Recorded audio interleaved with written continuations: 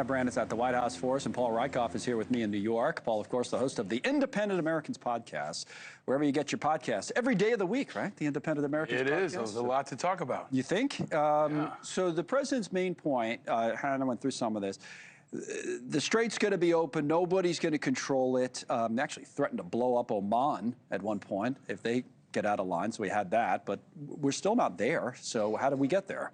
Worst ceasefire ever? Right. I mean, they still keep calling it a ceasefire, but then there were strikes over the weekend. I think we're just stuck in this place where it's the spin machines are at full tilt, and the reality is set in that the strait is still not clear, gas prices are still up, and there's no peace in the region. And you've got the regime in Iran spinning, you've got Trump spinning, and the rest of the world is stuck somewhere in between. So I don't consider it a ceasefire until they actually stop shooting at things, right, which hasn't happened. No. And until we start to see gas prices come down, it's a lot of political spin. I think there's a lot of empty promises. They keep saying, hang on, it's going to get better, it's going to get better. But it's not getting any better, and here is summertime when Americans are driving all around the country with $5 gas prices. Yeah, to that point, and Hannah's point on the priority about rising gas prices and whether that resonates with Americans, here's how the president did handle the question today. Take a listen. The primary urgency is that we can't let Iran have a nuclear weapon. But at the same time, we have a tremendous amount of oil, gas, coal. We have tremendous amounts of energy. We're blessed with something very special. Those prices are going to come down. They're going to come down fast. Well, I mean, that's an open question. I mean, the price of oil has come down to about 90, still well above pre-war levels, but that's one of the questions in all of this. At some point, it'll be over, and that'll be the political question for this president, how fast those prices come down. Yeah, will it be over before the midterms? Because he keeps saying it's going to be over, and it's not over. And I think there's another thing that's happening here. He doesn't seem to be really upset about it. He doesn't seem to have an urgency that the country has. You know, Memorial Day weekend, I was driving, a lot of folks are driving around this country. You saw gas prices. You saw less cars on the road. You saw people trying to figure out how to make ends meet. And this is just the start of the summer. So people are already adjusting their plans. They can't fly as much as they might otherwise. And it's impacting them. And I think they want to see the president with more urgency. He keeps talking about enriched uranium. That's understandable. But he has to talk about what we're feeling back here. And inflation, gas prices, diesel prices as well, is what I think people want to see more urgency around. Well, you know, I think you might be right that there's not urgency. And I wonder how much of that is on purpose from this president politically. I mean, as an aside today, at one point, he did say, and Hannah talked about this, you know, I don't really care about the midterms, because he was talking about Iran. He said, I care about making sure they don't have a weapon and all this. I don't really care about the midterms. You know, if you look like at Texas and all these other places, you know, that might be true. He might not care about the midterms. I think that's right. Which is strange, right? You know, when you think about it, but it might be true. It is strange, but I do think it's a fact. I mean, he doesn't seem to care about polls. Otherwise, he wouldn't have hit Iran. He wouldn't have hit Venezuela. He wouldn't have put the tariffs in place. And he doesn't seem to care about the impact on the midterms, except for the candidates he's supporting. And I think what you're seeing is... But they're less likely to win, theoretically. I mean, they may win, but, like, you know, if I'm a Republican, I'd rather have Cornyn than Paxton, and, you know, Cassidy was a successful senator. You know, so it's not like he's calculating and saying, well, we got to hold on to this many seats. To your point, he's just picking who he likes.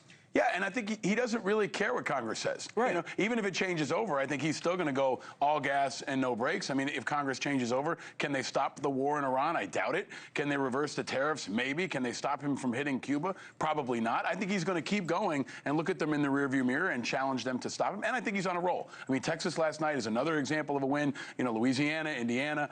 He just keeps winning. And I think the Democrats... Well, in his own party. In his own party. But his popularity's going down to new lows. I mean, he's about as popular as he was on January 6th. You know? Yeah, but I think, for example... in his own party, he's very powerful. And in Texas, I think the Democrats are feeling themselves right now. They think Tellerico is the second coming. They always lose in Texas. Yes. They haven't won in Texas since 1988. Texas, you know, Tellerico's kind of like the new Beto O'Rourke. We've seen this before. And in the end, Republicans come back to the Republicans, and independents tend to go back to the Republicans. That's a very, very hard place for Republicans to win. And I think Trump is betting on that as well. His brand is low, but the Democrats are even lower, especially in places like Texas. No, that's true. And, you know, yep, there have been a lot of head fakes there. A lot of, oh, now this is the year. Yep. Beto and other people. Yep. But one more thing on the cabinet meeting. The New York Times did a kind of a deep dive on this, but it is interesting. You know, cabinets as advisors to the president versus people who are praising the president over and over again. Here's some of the cabinet members and their, well, flattering comments for their leader. This is how it goes at each meeting. Take a listen. A lot of things we do that the media pays attention to, and a lot of things that the president empowers the department to do on behalf of the American people that he deserves great credit for. You have made us a nation of builders again. You're leading us to the greatest economy that the world has ever known. It speaks to the strength of your leadership. Pro-growth policies are creating conditions for American families and businesses to prosper. Okay, so what's the serious question here? To me, the serious question is this president, does he have anyone that says, no, not a good idea, we should do this? Or is it all a bunch of yes men and women surrounding that? Yeah, it's a sycophant circle. I mean, does that serve any president? Well, it looks like a good press conference. Right. If you want to show like unanimity and you want to show everybody agrees with you, I mean, that's the most positive audience he ever has. The bunch of people who work for him. I think any CEO could create that environment if you had all the people that work for you who you could fire and said, say nice things about me. That's what he does. But I think it's really bizarre and it's not great for our democracy, especially when you want a diversity of views on issues like attacking Iran on nukes, on how to deal with the border. It seems like think about like small business even. Like Kelly Loeffler's in charge of small business. Okay, we had a story, I think it was last week, about how the small business profitability is down huge. And she gets up today and says, all the small business owners, every time I meet them, they say how much better it is and how great it is and all this kind of thing.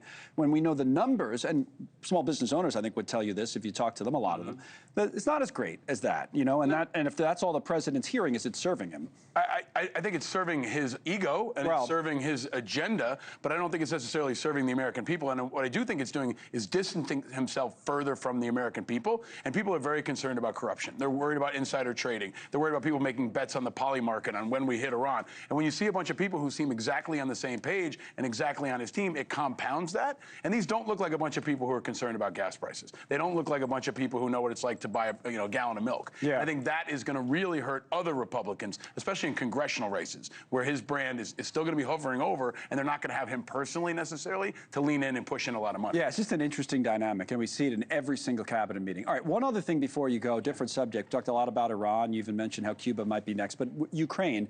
Have the map on the telestrator here that we haven't talked as much about lately. What's happening in Ukraine? Interesting, in this Reuters interview, one of the key commanders for the Ukrainian side made this case. All right, we're at a turning point. Next 6 months are key, and it might be turning for real against the Russians. What do you think? I think that's right. I mean, Ukraine has got momentum. Ukraine continues to hold the lines. The Russians are not advancing. And the Ukrainians have been able to hold on despite the low level of American support. And now they're hitting inside of Russia. We haven't seen Putin in a while. He's canceling parades. It looks like this is a summer where Ukraine can really take the advantage. And it may be a summer where Putin is really desperate. So he might lash out. He might try to open up a new front. Well, this idea about expanding into Europe, which was a concern at the start of the war, has come up again. Yes. I mean, the thing Putin also wants to do is keep Trump out of it, and so far he's been able to do that, but Europe has leaned in. They've increased the arms production, and the Ukrainians are just fighting like hell and innovating, and they are the most battle-tested military in the world, and they continue to hold the lines, and I think that's what's really important. If they're holding the lines, they're winning against the Russian bear and Putin and all of that. If they can hold those lines, they're winning, and they may even be able to turn the tide this summer. That's, we learned a lot about the drones from them, that's for sure, but you think they can turn the tide in terms of hold the battle front, the lines where they are now, the front lines, and that's the win. I do, and I think there's another thing. It's not getting Russia completely out. No, but there's something they can do this summer that's really important. They can disrupt life in Russia, right? Like Ukraine's life has been disrupted every day. They're losing people. They know what it's like to have civilian sites bombed. The Russians have been pretty insulated from that. Yeah. But now the Ukrainians are hitting oil refineries inside of Moscow. They're making it hurt behind lines, and that will be different. If the people in Russia start to feel it and put pressure on Putin, that's a big turning point for the people of Ukraine. All right. Big Nick fan. You hear the press? I heard a rumor it's going to be you, Spike Lee, Mayor Mamdani, and President Trump. Is that true? Let's all hold hands outside and stay away from the Knicks and just let the Knicks keep on winning. President's going, he says. Please, just stay away. Stay away from Jackson Dart. Stay away from every sports team, and let's just let the winners win. The Giants quarterback, too. Thanks, Paul. Paul Rieckhoff, Knicks fan, world analyst, whatever, podcast host every day. He does it all, this guy. All right, 11, almost 12 past the hour. We'll talk more about that coming up. We'll talk more about all of this coming up, as a matter of fact. Here's what's ahead on NewsNation Live.